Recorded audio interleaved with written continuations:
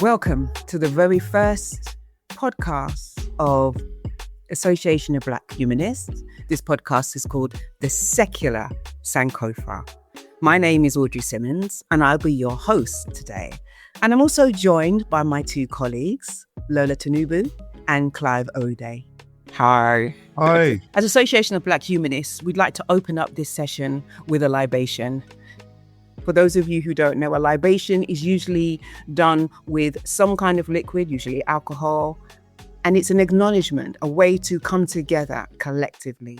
It is usually done in a call and response, but as we're on a podcast, I will be saying everything. So if you would like to, once I've said Ubuntu, the response would be, because of you, we are here. I invite you to say that wherever you are. I pour libation in acknowledgement of the great migration out of Africa. Ubuntu, because of you, we are here. I pour libation in acknowledgement of our forefathers, our ancestors. Their DNA runs through our bodies. Their knowledge and their trauma is still within us today. Ubuntu, because of you, we are here. I pour libation for all the sentient life and acknowledge that they too are the caretakers of this land. I acknowledge that they give us life and balance the universe to make it complete. Because of you, we are here. I pour libation for the motherland, Africa, and all that she has been through. Her land is rich and her people are strong. They have endured much strife, but we are still here fighting, growing, living. Because of you, we are here.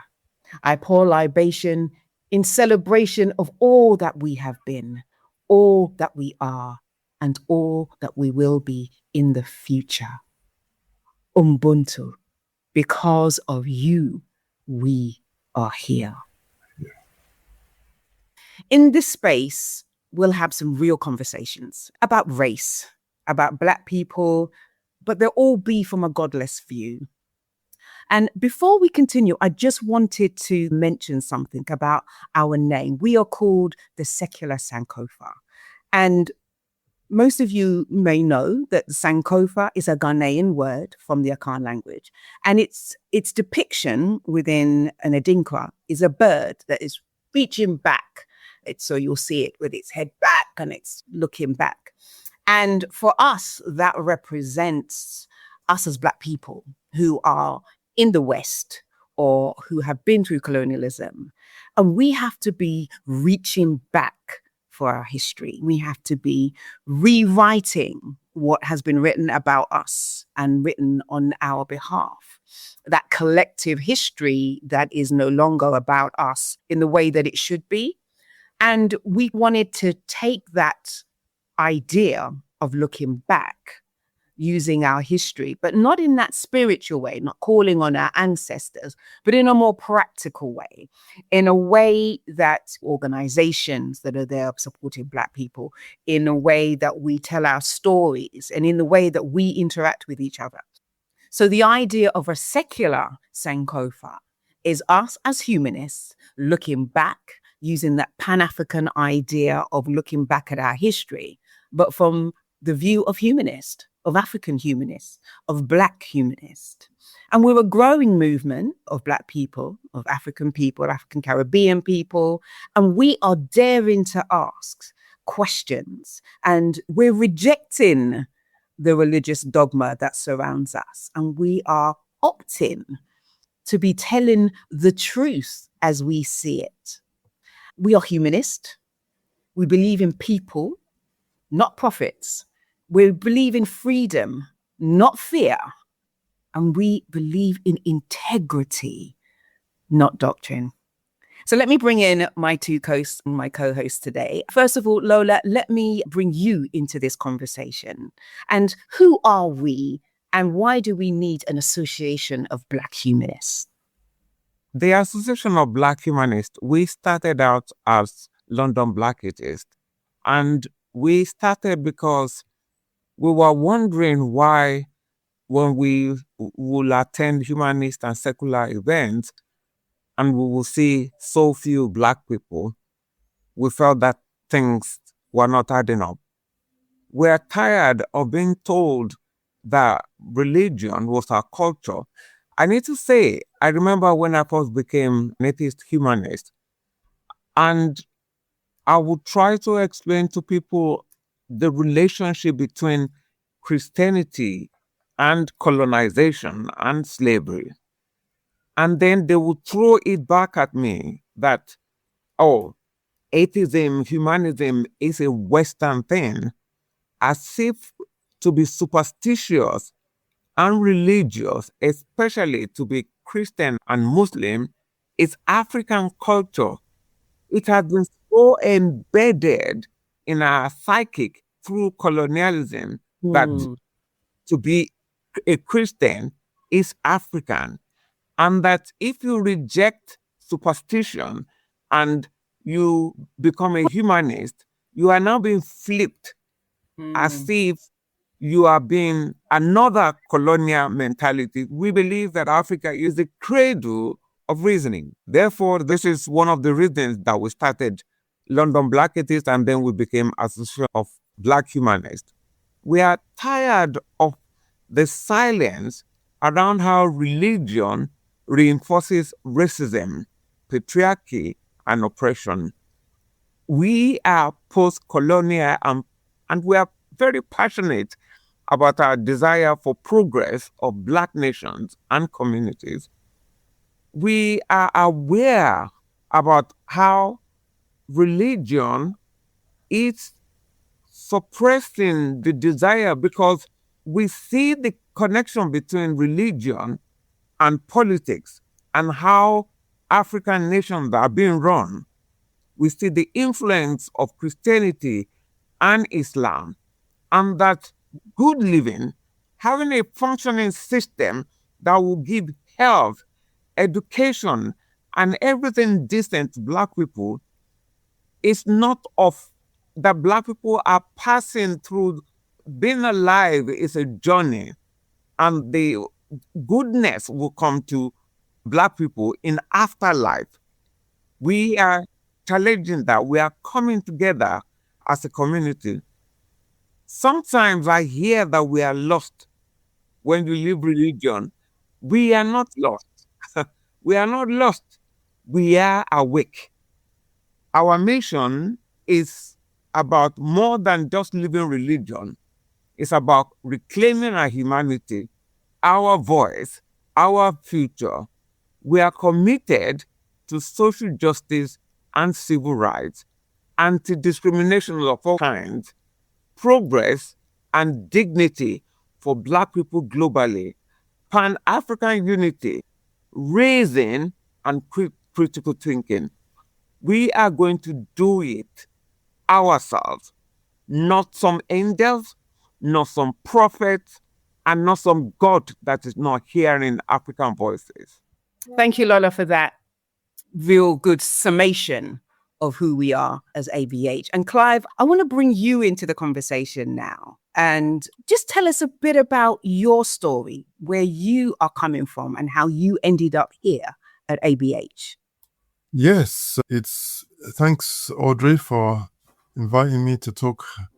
Now, how did I get to be involved? It's really, what happened was I was a Christian, actually Roman Catholic, and I was very active as a Roman Catholic, was what we call a Eucharistic minister.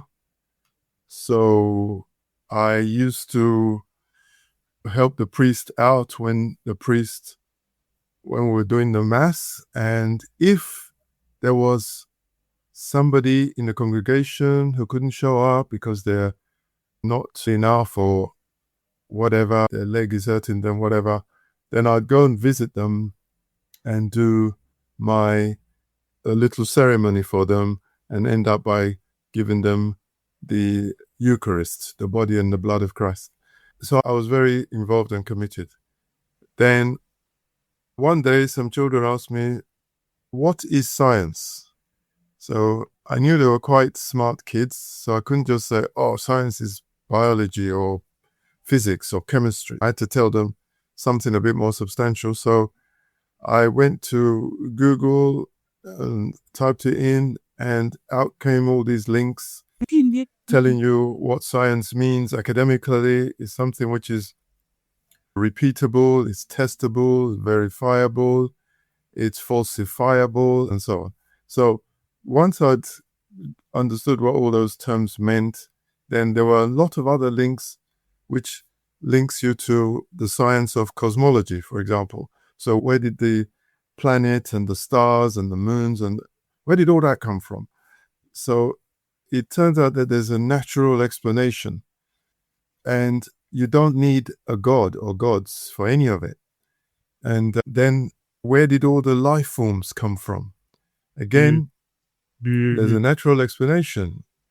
For we don't know exactly how life started, but we know that once it had started, then Charles Darwin was able to explain by means evolution by means of natural selection how all the life forms, all the different life forms got it.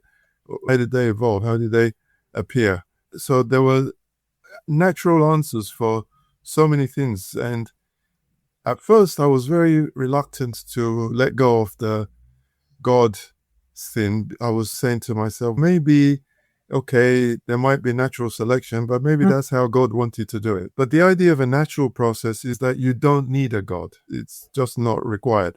So I got to a stage where I had to decide, do I want to keep on believing the religious narrative where there's no evidence, or do I believe in the natural way of looking at things where there's lots and lots of evidence, and the evidence is piling up more and more every day? So I really had to give up religion at that stage and become somebody who believes in more natural things. However, when that first happened, I didn't know anybody else who was an atheist or humanist or anything like that. I thought I was maybe the first one or the only one. And I went on Google again and looking for people who believed in a natural way of looking at life. And of course, I came up with quite a number of different groups, one of which was the British Humanist Association, which is now called Humanist UK.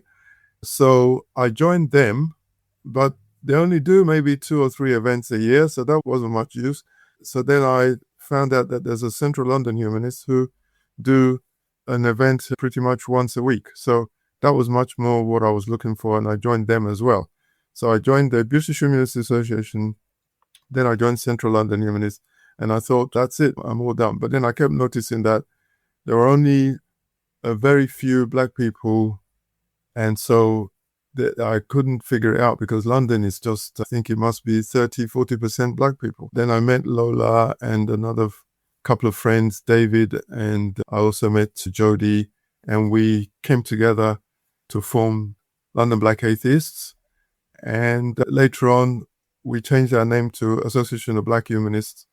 And that is more or less explains how I got here. So how I came to be here today. Thank you for that, Clive. And I think what you've just explained is that becoming an unbeliever and changing that word is a journey. There's no epiphany.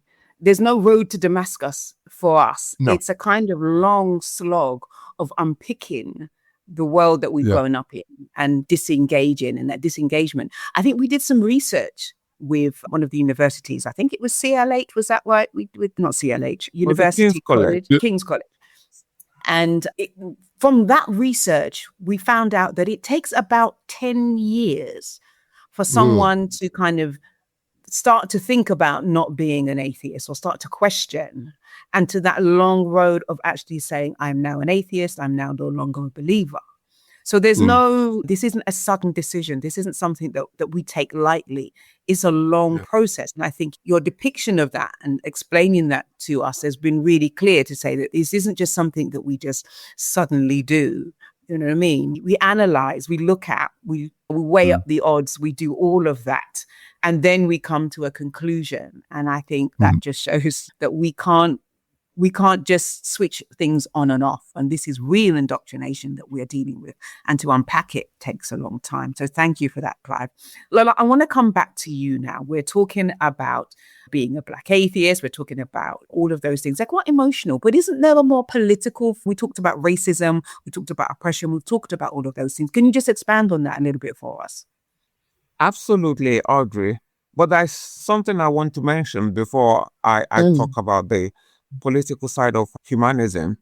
Is following up on what Clive has said. One of the things that we will be doing with this podcast is having guests who will share their personal stories of their journeys out of religion. What reactions do they face from the family and community? It's not an easy thing. So for people who are going through that, this is a podcast for you. For us, humanism is also very political. It's about Black liberation from mental, cultural, and colonial chains. We cannot talk about Black people and humanism without talking about racism, about injustice, and how religion has often been used to justify slavery, to justify homophobia, and the oppression of women. We want this podcast, and this podcast will challenge these legacies and offer new ways to think, to feel, and to build. Thank you for that. And I think that is something that I'm going to be looking forward to in taking part in all of this and bringing those stories and bringing those ideas and bringing those thoughts together for us. And I suppose we can't talk about us as Black people, as African people, as humanists and all of those things without bringing in that kind of Pan-African vision. Because we're Africans, however you slice it, however we cut it, wherever you are in the world, we know that that origin is where we're from. We have to look at things from that global perspective. We can't work in isolation. And we can't talk about Black people and humanism without kind of thinking about the Pan-Africanism and how it brings solidarity, healing, that collective progress for Black people everywhere, because it's the one thing that binds us. It's the one thing that brings us together wherever you are. And we know that we have differences. I'm a Caribbean woman, and we have our Nigerian, colleagues, our Ghanaian, our South African. We have those from Ethiopia, and we all have cultural differences. And we don't have to negate any of those things. Those things are they're apparent. That's what it is. But the Africanness, and that's that one thread. And I have to say it, our melanin brings us together, because wherever we go, that's the one thing that people see us for. And when we're talking about the politics, we need to look at what's been happening recently within the Labour Party. When people bring up that kind of idea, there's a battle that we have in this kind of conversation about how much we can talk about ourselves in that context. And I think those are the kind of things that we want to tease out and bring to the fore, so we can have this conversation about ourselves. And some of it may be controversial. Some of it we might feel that it isn't what we should be talking about, and there are other things, but it's about education, and it's about the self-determination that we need to have, and it's about rebuilding ourselves after colonization has tried to dismantle us and disenfranchise us and make us separate. So we have to believe in the future of Africa and her people. And this depends on critical thinking, science, and human rights. And we need to, the main thing as humanists, we need to be free from dogma as our main priority. So Lola, we're talking about some of the things that we've got to look forward to. We're talking about interviews. Is there anything else? What is that? Bring us up to date. What are we going to be talking about? Yeah, we've talked a lot about bigger stuff. We've talked about Pan-Africanism. We talk about colonialism. These are really big things. But we are also a grassroots group. We deal with individuals as well. When you live religion in a Black home, what do individuals go through? This podcast will be inviting guests to talk about living religion as a Black person. What is your experience? Clive, one of the founders, is always saying that when he left religion, he lost the church that has been a big part of him, but then he gained the entire universe. We'll be inviting guests that will talk about the trauma, because a lot of us do face trauma living religion. So the trauma is from our immediate family members, from our friends, and from the community. We will be inviting guests that will be talking about what is it to be a minority within the humanist community. Sometimes there are specific things that sometimes it seems that we are repeating ourselves, and like maybe it's getting boring. Sometimes some people believe that, oh, we've passed this, we don't need to, everything is fine now, everything is fine in the society, just get on with it. It's not really there for us. So we are the only one that can talk about ourselves. Sometimes we don't want to talk about certain things within the larger humanist community, or maybe they are not interested in that all the time. They want to talk about other things. We want to talk about other things as well, but we have to deal with our issues. We cannot leave the issues that we are facing. We will also be inviting guests to talk about Black feminism. Is it a thing? Is it not just feminism? We're all women. Why do we need Black feminism? We will also talk about being LGBT and being Black. Religion? I don't know any religion that is tolerant of LGBT community. Although we have a friend who has a church, and he say being gay means God adores you, GAY. We will be, hopefully we will invite him to come and talk to us, talk to you about that, and then talk to other LGBT people and what they are facing with religion. We will also be talking about religion and politics in Africa and diaspora. I think I've said this a few times. Also, very importantly, we want to explore the true African history. We did not come from the Garden of Eden. We are not Black Israelites. We have Africans that are saying that they are Israelites. We come from the Garden of Eden. Now, we will be talking about our true African story. We will also be talking about the courage to doubt and the power of asking questions. Thank you. I'm looking forward to this, Clive. I know you are our science guy. You are our space guy. Are we going to be talking about that? What else can we look forward to in this space? And who is this space for?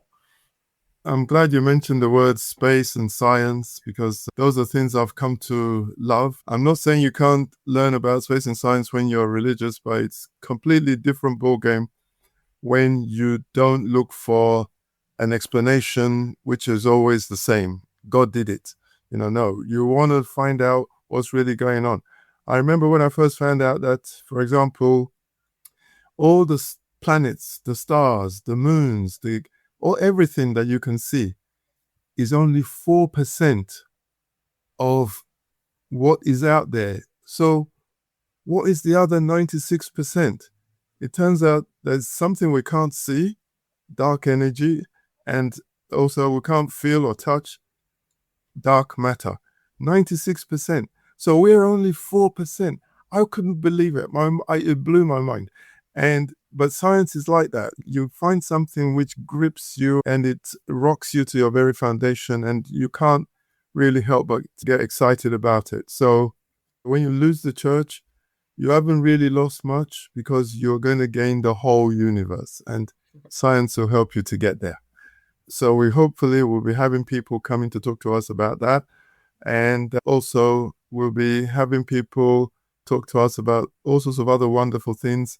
I am going to hand it back over to Audrey to And if there's anything else you'd like to find out about, I'll be glad to help.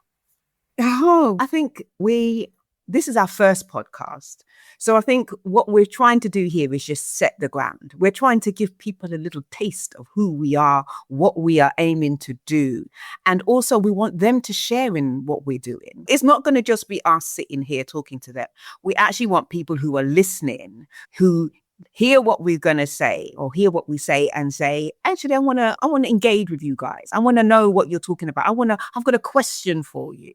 So do feel free to engage with us. We're on social media. Who isn't these days? Instagram, Facebook, Twitter, Association of Black Humanists. But we will be updating our social media. So do keep a lookout for that. But also, we meet face to face. We are on Meetup. So please, we'd love to see you at our meetups. We have a Pan-African book club. So again, look for information about the books that we are reading. And we want to be a part of all of this conversation that is taking place. So we are humanist. We don't believe in the supernatural, but we believe in life. We believe in, we've got to get up every day. We've got to put on our shoes. We've got to go to work. We've got to pay our bills. So we're a part of life. We're a part of the world. And so we have to have those discussions and we have to be a part of the everyday. So those are the things that we will be facing or be dealing with and discussing and being a part of. I'm going to hand over to Lola and Clive for the last word. And then I'm going to do our affirmation to close this session. So do join us in that. So Lola, any last words from you before we get to the affirmation? I think I'm just going to say, we are going to be bold, and we ask you to do the same. We are going to try our best to be free, and we're inviting you to do the same. And we are going to stay human, and we invite you to do the same. Clive, any last words from you? Yes, just encouraging people to join us. Don't listen to what people have told you about humanists or atheists. We don't have horns growing out of our heads. It's a wonderful thing. Join us because you want to find out more about what's out there. Join us because you're questioning religion, and if you like some help to navigate your way through and to understand things a little bit, then this is why we're here. This is a space for you. And of course, if you're a humanist or you're passionate about race and equality issues, Pan-Africanism, environmental issues, and Black nations and the history of them and world justice issues, join us. Join us. Enjoy it if you want to enjoy it or be part of it, and join us physically or online anytime you can. So I'll leave it there.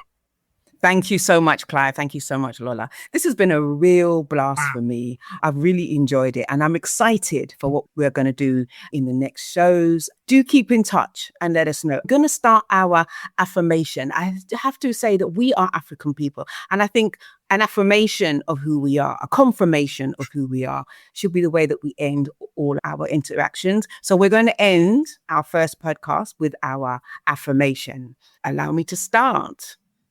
We are the authors of our destiny. We do not wait for miracles. We create change. We reject all ideas that diminish our humanity, whether they come from racism, oppression, or religion. Our history does not limit us. It empowers us. We carry the wisdom of our ancestors and the fire of the future. We are capable. We are creative. We are courageous. We are rebuilding. We are rising. Africa and her people will thrive, not by faith, but by action. We move forward by unity and reason and purpose. As Black humanists, we believe in ourselves and the power of our minds. Hands and solidarity to shape a just, free, and dignified future. This is our affirmation. We have been Association of Black Humanists. Thank you for joining us on our first podcast. I thank Lola and Clive for being on this journey with me, and we will see you next time. Thank you, Audrey and Lola, and see you all next time. Thank you. Secular Sankofa is produced by Humanize Live for the Association of Black Humanists. If you enjoy the show, please leave us a rating and a review. It helps more people discover us. For more from the Association of Black Humanists, find us on Meetup or at AB Humanists on all social media platforms. Humanize Live creates world-class podcasts, videos, and events for purpose-led individuals and organizations. If you're ready to start your podcast, visit humanize.live to learn more.